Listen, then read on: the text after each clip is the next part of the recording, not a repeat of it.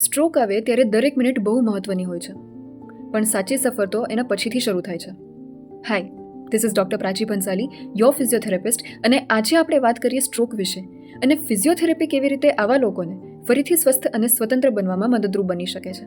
Stroke ત્યારે થાય છે જ્યારે આપણા મગજને પૂરતું ઓક્સિજન નથી મળતું.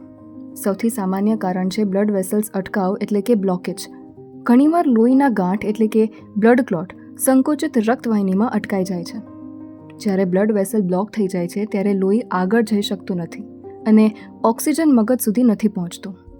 પરિણામે એ ભાગનું મગજ ઝડપથી નુકસાન પામે છે. ક્યારેક એ ગાંઠ પોતે જ ઓગળી જાય છે અને મોટું નુકસાન થતાં અટકાઈ જાય છે.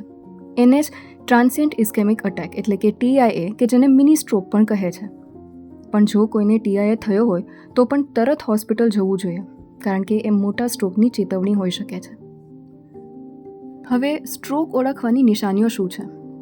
યાદ રાખો શબ્દ ફાસ્ટ. F એટલે ફેસ, ચહેરો. એક બાજુ ઢળી જવું કે હલાવવું મુશ્કેલ થવું. A એટલે આમ, હાથ. બંને હાથ સીધા આગળ લંબાવી શકતા ન હોવું. S એટલે સ્પીચ, બોલવું. શબ્દો સ્પષ્ટ ન બોલી શકવા, ભાષા બગડવી અથવા બીજાના શબ્દો સમજી ન શકવા. T એટલે ટાઈમ, સમય. આ લક્ષણો દેખાતા જ તરત ઇમરજન્સી સેવા અથવા હોસ્પિટલનો સંપર્ક કરવો. એટલે કે યાદ રાખો, face, arm, speech, time, fast. ઝડપી ઓળખાણ અને સારવાર જીવન બચાવી શકે છે. Recovery after stroke can feel overwhelming, but physiotherapy plays a key role in helping brain and body reconnect. So let's break down what physiotherapy can do. First, we focus on regaining movements. Gentle exercises નબળા પડેલા મસલ્સને મજબૂત બનાવવામાં, હાથ અને પગની range of motion સુધારવામાં અને stiffness અટકાવવામાં મદદ કરે છે. શરૂઆતમાં કસરતો બહુ સરળ હોય છે, જેમ કે હાથ ઉપાડવો કે પગની એડી આંગળાની કસરત કરવી. આ પછી ધીમે ધીમે પ્રોગ્રેસ કરીને ચાલવું, હાથથી કામ કરવું જેવી સ્વતંત્ર હલનચલનની કસરતો કરાવાય છે. અહીં કન્સિસ્ટન્સી બહુ જરૂરી છે. દરરોજ થોડી થોડી હલનચલન કરવાથી પણ મગજ ફરીથી નવી રીતે કામ શીખે છે, જેને આપણે ન્યુરોપ્લાસ્ટિસિટી કહીએ છીએ. Next is balance and coordination training. Stroke પછી સંતુલન બગડી શકે છે, જેના કારણે પડી જવાની શક્યતા વધી જાય છે.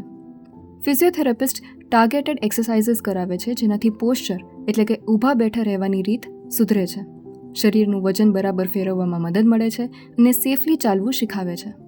Then we move on to the functional activities, મતલબ રોજિંદા કામોની પ્રેક્ટિસ કરવી, જેમ કે કોઈ વસ્તુ લેવા માટે હાથ લંબાવવો, કપ પકડવો કે સીડીઓ ચડવી. આ રીતે દર્દી ફરીથી પોતાની દૈનિક જિંદગીમાં સ્વતંત્ર બની શકે છે.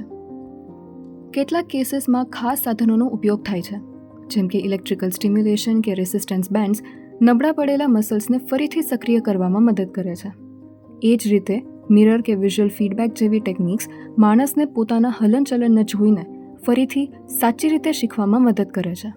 અને યાદ રાખો, સ્ટ્રોકમાંથી સુધારો એક જર્ની જેવો છે. પ્રગતિ ધીમે થઈ શકે છે, પણ દરેક નાનો પગલું મહત્વનું છે.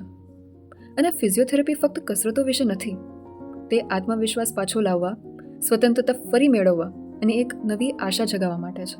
So if you or someone you know is recovering from a stroke, talk to a qualified physiotherapist and start early. And most importantly, celebrate every improvement, no matter how small. Your body is capable of amazing things. So follow for more such physiotherapy tips, exercises and advice to help you move pain-free, mobile and strong. Thank you.